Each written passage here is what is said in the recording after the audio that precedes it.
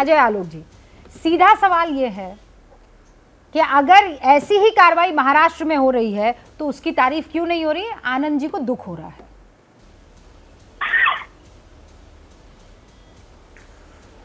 रुबिका जी, सबसे पहली बात है कि ये जो कार्रवाई हो रही है इसकी हम लोग चर्चा आज इसलिए कर रहे हैं, यहाँ बैठे हुए 6 मेरे मित्र मानेंगे, क्योंकि पहली बार किसी सरकार ने इच्छा शक्ति दिखाई है कि सुप्रीम कोर्ट के आदेश का पालन करना होगा, चाहे वो मंदिर हो चाहे मस्जिद हो।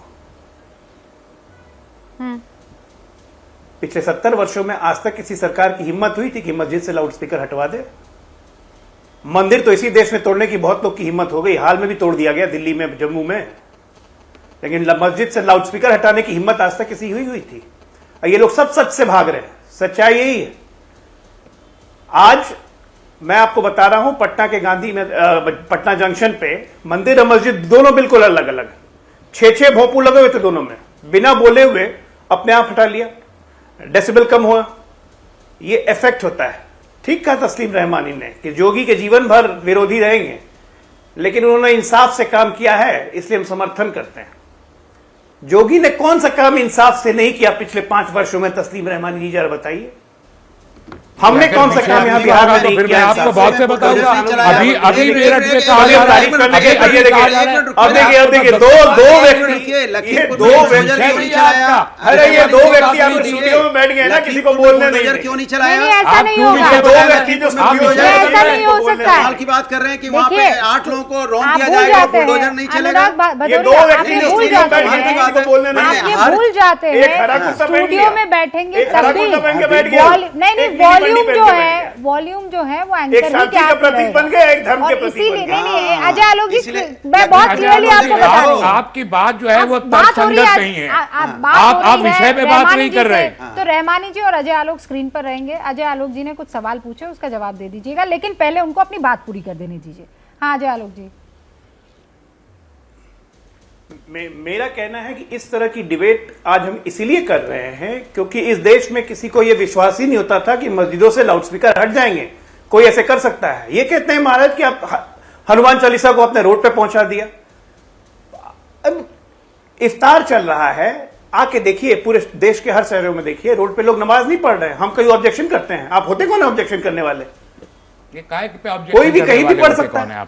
अरे और वो तो मंदिर में बैठ के पढ़ रही थी, नवनीत राणा मंदिर में बैठ के पढ़ रही थी। उसने तो सिर्फ कहा कि मुख्यमंत्री के घर के बाहर भी जाके पढ़ूंगी, उसी पर आपको मालूम है लाउड स्पीकर मंदिर हो या मस्जिद हो, लाउड स्पीकर कब से लगने शुरू हुए? आपके इल्म में है? वो डेसिबल पॉइंट कब किसने तय किया? आपके इल्म में है? आपको बहुत ही कम इंफॉर्मेशन है, इसलिए आप अपने लहजे में जहर भर के बोलते हैं। बेहतर होगा कि आप मान जाइए, और आपने कोई मुसलमानों का ठेका नहीं लिया हुआ। आपको तो मुसलमानों में क्रेडिबिलिटी नहीं है।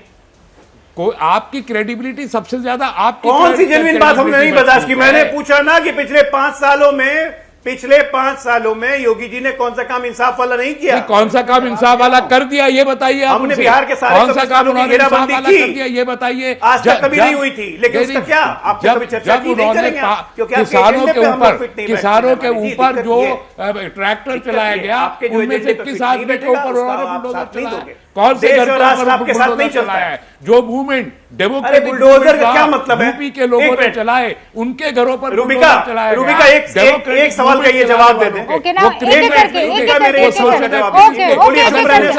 आप डेमोक्रेसी और सोशल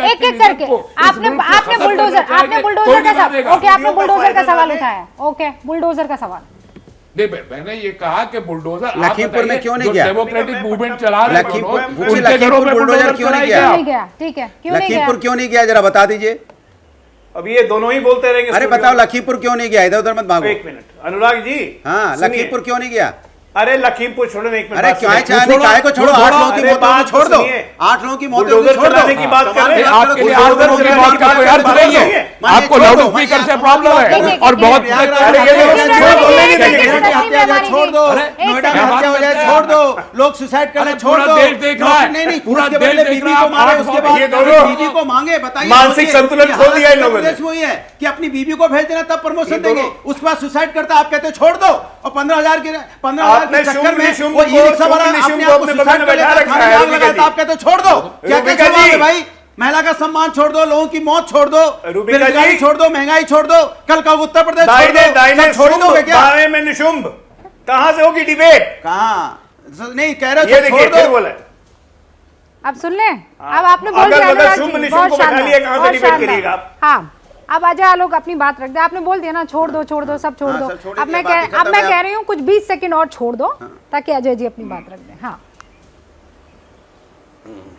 मैं बस ये कह रहा हूं, मैं जहां रह रहा हूं मेरे घर के सामने एक पार्क है, ठीक है ना, 30 एकड़ का बना हुआ पार्क है। मैं इसमें आज आलोकपुरी बसा देता हूं, ठीक है ना, एनडीए की सरकार है, मैं आलोकपुरी बसा दूंगा इसमें। आज से 10 साल के बाद इनकी सरकार आएगी तो ये कहेंगे कि हिंदू अपीजमेंट था इसलिए इन्होंने कॉलोनी बसा दी, हम इसको तोड़ेंगे क्योंकि ये अवैध 10 है। साल ये बाद गलत क्या करेंगे कहेंगे? क्या? ये बिल्कुल सही करेंगे। ये तर्क कहां से? आज 10 जो साल बाद गुजरात क्या चल रहा है, करेंगे? बातें कल गलत क्या कैसे होगा? आप कल ऐसा बारिश करना होगी चाहिए। कि अजय आलोक तूफान आप आएगा ऐसा कि आप आंधी कोई आएगी तर्क नहीं कि दे पा कोहरा रहे हैं। आएगा? तमाम तुष्टिकरण आप करते कॉन्टिफिकेशन हैं। दे रहे हैं। ओके। आप कॉन्टिफिकेशन दे रहे हैं। उस्मानपुरी बसा लिया आपकी बात गाजियाबाद तर्क में। ही नहीं दे पा रहे हैं प्रेम आप। शुक्ला जी, प्रेम शुक्ला जी, अजय आलोक ये कह रहे हैं कि कार्रवाई तो कार्रवाई है, जो गलत काम करेगा आज नहीं तो कल उस पर कार्रवाई होगी, अगर उसे डिफेंड करने की कोशिश होगी तो वो कहां तक सही है? अजय आलोक, लास्ट बस वही, कमेंट। अगर कोई नफरत के लिए करेगा तो उसको जेल भेजेंगे। हाँ, उसको तो, जेल तो ये भेजेंगे। नफरत चले गए। ये नफरत जो है वो सिर्फ एक ही के लिए नहीं होनी चाहिए, सबके लिए होनी चाहिए, वही योगी मॉडल है। Ajay Alok, last 20 second sir.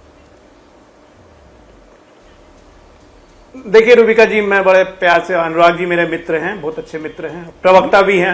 अच्छा। लेकिन जब से प्रवक्ता बने मुसलमानों के प्रति प्यार इनका इतना था कि हरा कुर्ता इन्होंने आज तक उतारा ही नहीं। भैया, लगातार हरा हरियाली कुर्ता से में रह के बड़ी कभी दिक्कत तो है मैं भारतीय हरा जनता कुर्ता ही पार्टी को। बुलाता हूँ। तो भैया आप और पूरे प्रदेश में दो पार्टियां, पूरे प्रदेश में दो प्रदेश में दो पार्टी, दो परिवार। अरे भैया, और देश में बीजेपी एक अपने पार्टी। झंडे से हरा रंग 80% हटा देना, बहुत मुसलमानों को दिक्कत ठगा है। तिरंगे से भी हटा दो, अब कई आए हैं, पेड़ वेड़ और काट दो, मुसलमान ये इसे हरियाली फैलाते सब भी जा खत्म रहे कर दो, हैं। बिल्डिंगें तरह बना तरह दो, कुछ फिर नहीं काय को बोलते हो कि मुसलमानों के बारे एनवायरमेंट में, रहना किसी चाहिए, को भड़काना, फिर पेड़ लगाने की बात क्यों उनको करते हो भाई? exploit करना, हमारे उनका हरियाली से शोषण बड़ी करना। दिक्कत है। अपने घर में भी घुसने नहीं देते। हरियाली में इतनी दो दिक्कत है। दो प्रदेश में दो परिवार, देश में एक परिवार, मुसलमानों को 80% लूटा। मुझे नाम लेने की जरूरत नहीं है, मुसलमानों को लूट लिया, राजनीतिक तौर पे शोषण कर दिया उनका, उनके लिए कुछ नहीं किया जीवन हमें में। तो उनको लूट सबसे लिया पिछड़ापन की मिलके तरफ इन ढकेला है। वालों ने। तो दो प्रदेश में दो परिवार और देश में एक भारतीय हरे जनता कुर्ते पार्टी ने। वालों ने, काले काले बालों वालों ने। बहुत बहुत शुक्रिया आपका, बहुत बहुत शुक्रिया।